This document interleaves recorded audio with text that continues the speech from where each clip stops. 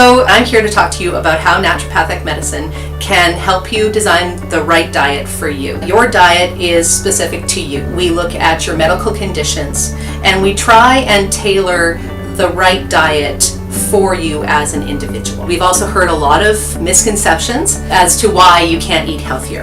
And the first is that eating healthier is too expensive. That's not true. There are in fact lots of cheap, healthy ways to eat. So my first tip is to eat more plant-based foods. Meat, especially free-range, organic, wild, and grass-fed meat, which is really the only meat we want you to eat, is pricey.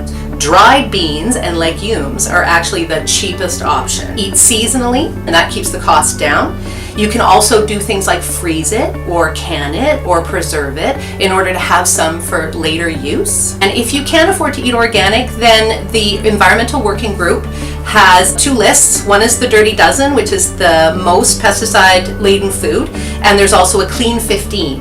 Using those two lists when you go shopping will allow you to target the foods that should be your organic purchases. If you buy your organic plant foods in bulk, that is another great way to save money. And the last tip I have in terms of eating healthier is, of course, learning to cook.